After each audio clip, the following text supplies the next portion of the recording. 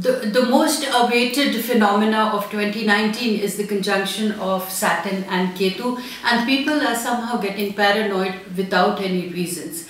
They are not thinking, or they are not even giving a little benefit of doubt to their own personalities, to their own resilience, or the confidence that they have in themselves as to what they can do and what they cannot do. Firstly, we need to know, what does Ketu bring to us? Unlike Rahu, Ketu always deals with spiritualism, moksha and divine knowledge. Now, if you actually look into it, that from the last couple of years, people are interested and are delving into the facts, which is actually, according to me, I call it spiritual shopping.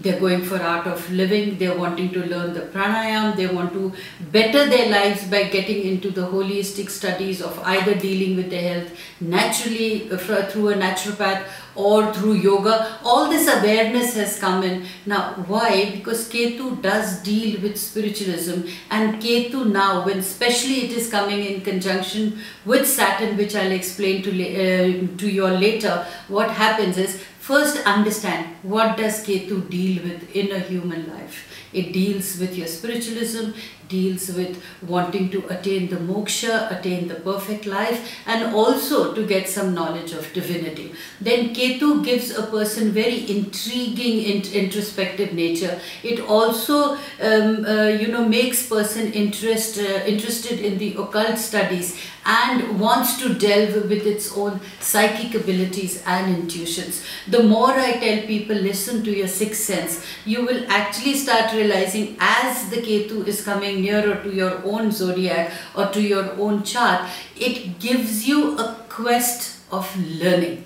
You want to know, and you want to start believing that inner voice in yourself. Basically, you want to become confident. Now, Ketu is also asserted for detachment. People might feel that they're becoming a loner, and there may be an escapist tendency also, like indulging into various form of either drugs or addictions, just to be away, just to be little detached. Like, for example, I myself was thinking today in the morning that I am kind of feeling detached. I want to run away to the Himalayas. Now, I don't want to run away to the Himalayas because I am very upset in my present life. No.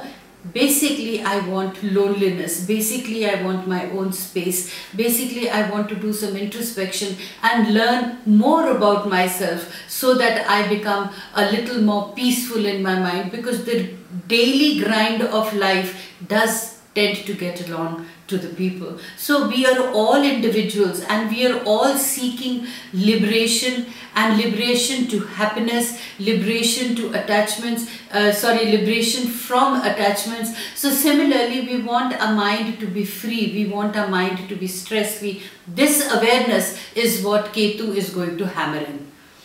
And then the strongly placed Ketu also gives compassion and sympathy towards others.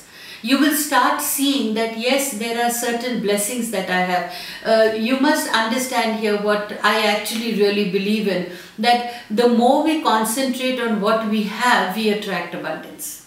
But the more we concentrate on what we don't have, we actually attract negativity and some sort of, I would not call it poverty, but the word that is coming to my mind is that the more we focus on what we don't have, leads us to being greedy, leads us to being frustrated, and can also lead us to be always being negative.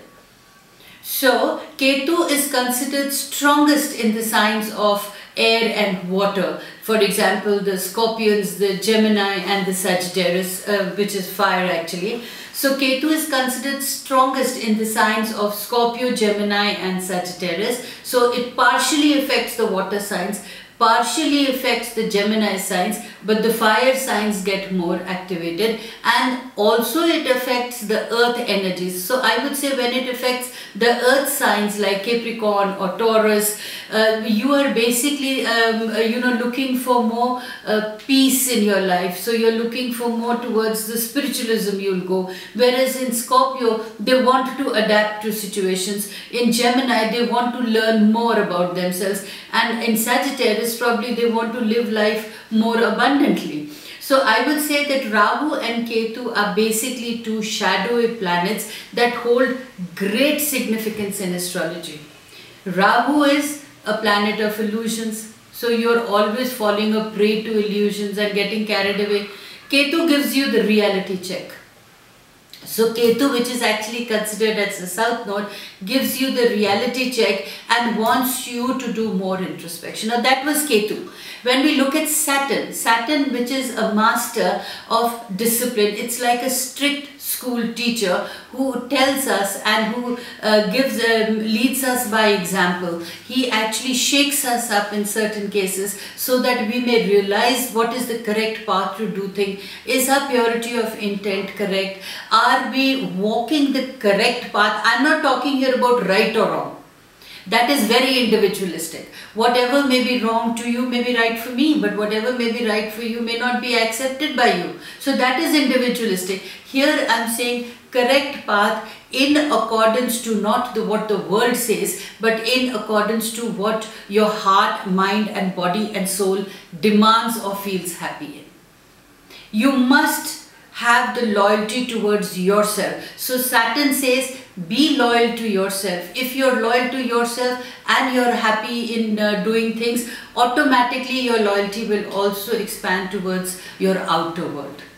So Saturn wants you to be correct inwardly, and outwardly automatically will correct itself. Now when Saturn and Ketu have come in conjunction, just see the beautiful aspect of it. Ketu is asking you to delve more into yourself, become more spiritualistic about yourself. And for me, spiritualism is all about your purity of intent. And Saturn here is demanding that if you lead a disciplined, dedicated life to yourself and do correct things, automatically health, wealth and happiness will follow. But just hearing the names of Saturn and Ketu coming in conjunction cannot put fear into your mind and hearts.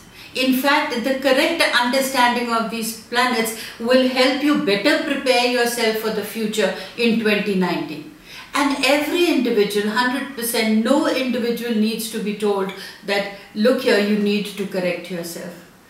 If you do a little bit of it, and that is where Ketu will help you. That if you do a little bit of introspection and if you are truthful to your own inner self, you're loyal to yourself, you will realize what are the things that need to change. And Saturn gives you the resilience and the power and the support to change. So those who change can expect that abundance and positivity beautifully. Those who remain rigid and stubborn and keep self-doubting themselves, obviously you will not make the changes. And trust me, changes are always far better than remaining in the same box. So start thinking out of the box and be confident of yourself.